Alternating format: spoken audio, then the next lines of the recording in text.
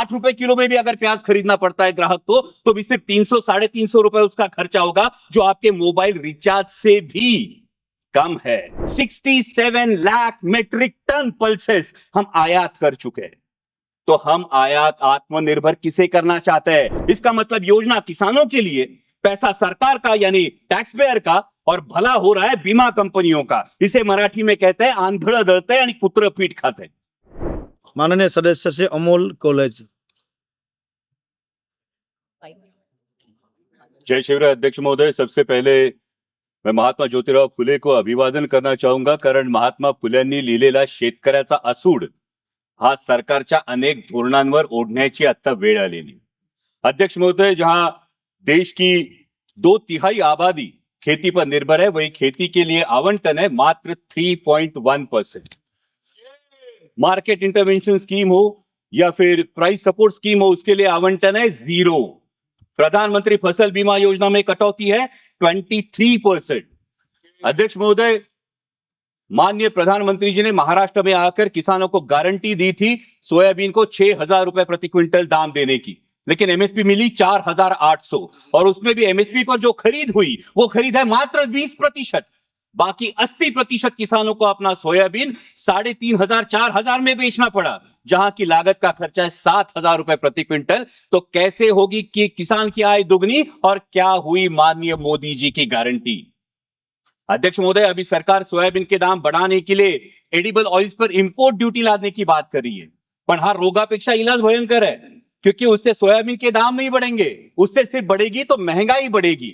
Soybean के दामों पर अगर हमें असर करना है, तो जो मक्के की डीडीजीएस है और जो सोया डीओसी है, जो 120 लाख टन अभी भी देश में पड़ा है, उसको एक्सपोर्ट करने के बारे में सोचना होगा। लेकिन सरकार पर पोल्ट्री और पशु खाद्य इंडस्ट्री की ऐसा क्या दबाव है कि सरकार सोया डीओसी एक्सपोर्ट नहीं कर रही है? मेरी सरकार से गुजारिश है कि कम से कम 15 से 20 लाख मेट्रिक टन सोया डीओसी एक्सपोर्ट किया जाए। और वैसा ही बहुत इंपॉर्टेंट मुद्दा है प्याज का। जब प्याज को एमएसपी देने की बात आती है तो सरकार कहती है कि प्याज जीवनावश्यक वस्तु नहीं है, लेकिन जैसे ही किसान को 4 पैसे मिलने का अवसर निर्माण होता है तो सरकार निर्यात पर पाबंदी लगा देती है, निर्यात शुल्क लाद देती है और कहती है प्याज तो जीवनावश्यक वस्तु है। अध्यक्ष महोदय, हमारे देश में कई समाज ऐसे जो कभी भी प्याज नहीं खाते। हिंदुओं में भी चातुर्मास में 4 महीने प्याज नहीं खाया जाता, तो फिर प्याज जीवनावश्यक वस्तु कैसे हुई? अध्यक्ष महोदय, अगर ग्राहक को एक औसतन अगर कंजम्पशन देखें तो 5 से 6 किलो औसतन कंजम्पशन होता है। ₹60 किलो में भी अगर प्याज खरीदना पड़ता है ग्राहक को, तो भी सिर्फ 300 350 रुपए उसका खर्चा होगा, जो आपके मोबाइल रिचार्ज से भी कम है। इसलिए मेरी सरकार से मांग है कि प्याज पर हमेशा के लिए निर्यात पाबंदी हटाकर जो 20% निर्यात शुल्क है उसे अविलंब रद्द किया जाए और प्याज को एमएसपी के दायरे में लाकर 3,000 रुपए प्रति क्विंटल का दाम सुनिश्चित किया जाए। वैसे इस बजट में बहुत सारे मिशन का अनाउंसमेंट हुआ, लेकिन बहुत सारे मिशन के बारे में नाव सोनू भाई ने हाथी कथलाचा वाड़ा है, क्योंकि कथनी और करनी में बहुत अंतर दिखाई देता है। जहां पल्सेस में देश को आत्मनिर्भर होने की बात की जाती है, वही अभी किसान मार्च अप्रैल मई में चना बेचने के लिए मार्केट में आएगा, लेकिन सरकार ने पीले मटर का 31 लाख मेट्रिक टन आयात की है। ये पीला मटर खाने के लिए नहीं, बेसन में चने की जगह अडल्ट्रेशन के लिए यूज होता है और चने के दाम गिरा देता है। अभी भी 31 मई तक आपने पीला मटर का जो इंपोर्ट है ये खुली आयात को परमिशन दे दी है। और अभी जब एक बार हम कह रहे हैं कि पल्सेस में आत्मनिर्भर करना है, वही 67 लाख मेट्रिक टन पल्सेस हम आयात कर चुके हैं।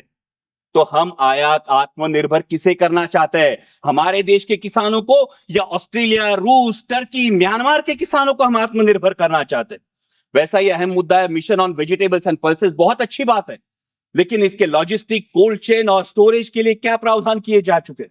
आज मेरे नारायण गांव में टमाटर किसान को बेचना पड़ता है सर 4 से 5 रुपए किलो में, और शहरों में ग्राहक खरीदता है 20 से 25 रुपए किलो में। इस मुनाफे पे क्यों कोई भी नियंत्रण नहीं है? और इसका कारण है ये बिचौलियों की श्रृंखला। इसके बारे में सरकार को विचार करना चाहिए। वैसा ही अहम मुद्दा है प्रधानमंत्री फसल बीमा योजना, जो योजना बार बार किसानों के लिए कम और बीमा कंपनियों के लिए ज्यादा फायदेमंद साबित हो रही है। इस साल का प्रीमियम है सर 10,000 करोड़।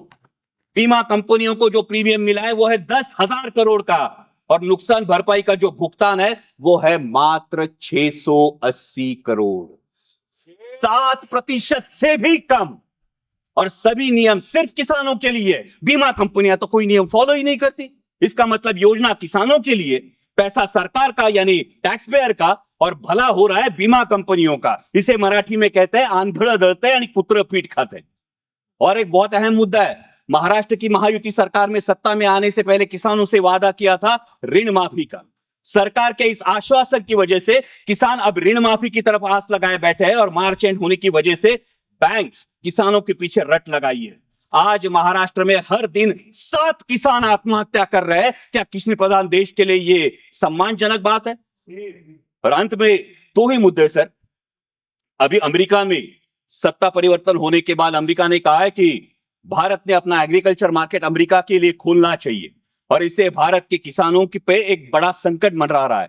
लेकिन सरकार ने अभी तक इसमें कोई स्पष्टता नहीं दी है, क्योंकि अमेरिका का किसान सोयाबीन का जो उत्पादन लेता है अध्यक्ष महोदय, वो 30 लाख क्विंटल पर हेक्टर लेता है, लेकिन हमारे देश का किसान सिर्फ 10 लाख क्विंटल पर हेक्टर लेता है। क्योंकि अमेरिका के किसान को जेनेटिकली मॉडिफाइड जीएम वैरायटी लगाने का अधिकार है, हमारे किसान को नहीं।